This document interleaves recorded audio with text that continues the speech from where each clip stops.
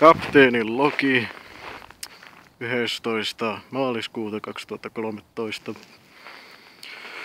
Kello on aika lailla tasan 8 aamulla. Ja kouluun menossa. Olisi se avaimella saadaan auto ovi auki. No. Heitetään rippu takapenkille.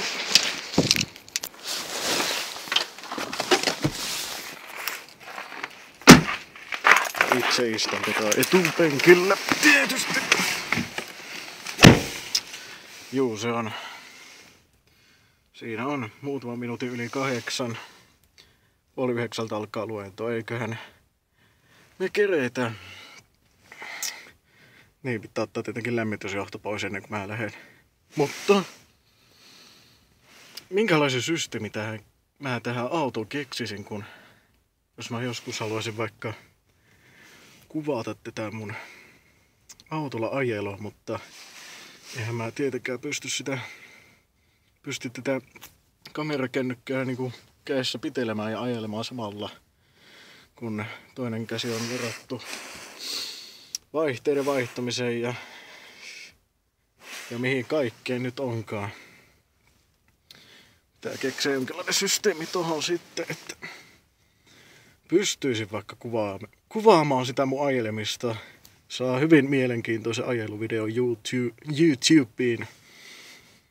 Mutta joo, no ei kai tässä mitään sen enempää, että nyt pitää kiirohtaa kouluun. Ettei myöhästy. Kyllä, mutta ensin tuo lämmitysjohto pois. Joo, hyvinhän mä kerkisin tänne Lipastolle. Ei mitään ongelmia, hyvin kerkeä vielä luennollekin. Siellä on kasvatustieteellisen yksikön, tai siis kasvatustieteellisen tiedekunnan siipi-osasto, alue. Kyllä. No ei kai tässä muuta. Ihan hyvin löytyi parkkipaikkakin, niin kuin yleensä löytyy näin aamuisin. Sitten vähän päivämmällä ei välttämättä löydykään parkkipaikkaa. Siellä on muuten, oliko tää nyt Pyhän Luukkaan kappeli? Ei oikein näe. Siinä parempi näkymä noin. Mutta joo, no. Eikä tässä enempää voi paskaa jauhaa, että lähdenpä luennolle, että näihin kuviin ja näihin tunnelmiin. Kasvatustieteellinen tiedekunta. Sinne en kyllä mene nytten, mutta hieno paikka varmasti sekin. Hienoja tieteitä on kasvatustieteet. Juu, kävin tosiaan kusella tässä vessassa, koulun vessassa. Mitäs siellä seinällä lukee? Reku 666, Hail Satan. CWD, jaha. CWD, mitähän tuokin tarkoittaa? Siinä on joku tommonen ihme kruunu ja tassun jälki. Jotain jengitatuointeja. Joo. Mitäs siinä lukee? Niin sanottiin tarhauskielto. Turkistarhaus. Sitähän on pyydetty lopettaa sen adressin voimin. Tällaista. Äskeinen luento loppu, mutta vielä yksi luento jäljellä. Eli käydään pesseen käyntä, mennään. Ei tää ole edes kiinni. Joo, pestään kädet ja mennään vielä yhdelle luennolle ja sitten takaisin kotiin. Kyllä.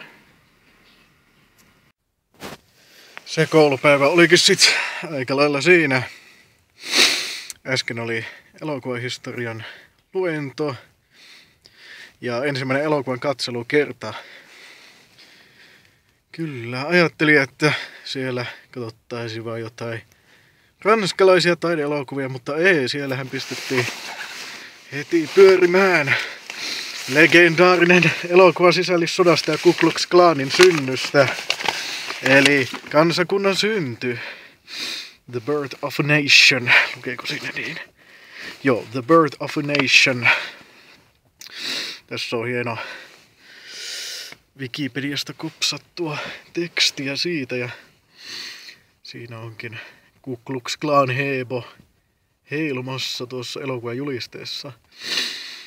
Ihan 3 tuntia kestää tää elokuva, joten ei katsottu kokonaan tällä kertaa sitä, kun on vaan 1,5 tuntia aikaa per luento, mutta hienolta vaikutti kyllä.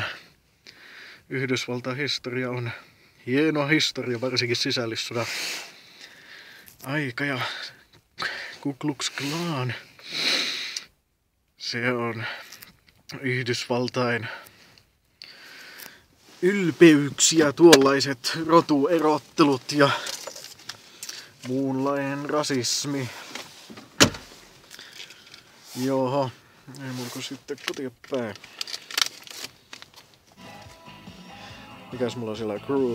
Groove FM. Mulla onkin sopivasti sisällissotaan liittyvää musiikkia. Onko tää nyt vaan oikea levy? Joo, siinä on taas. Vittu.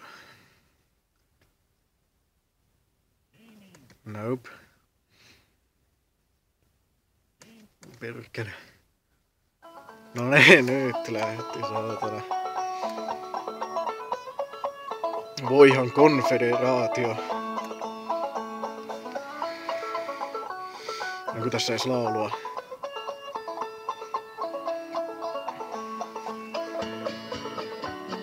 Ei tässä ole laulua edes. No ei se mitään, on mulla toinen versiokin tästä. No niin, nyt lähti kyllä jumalauta.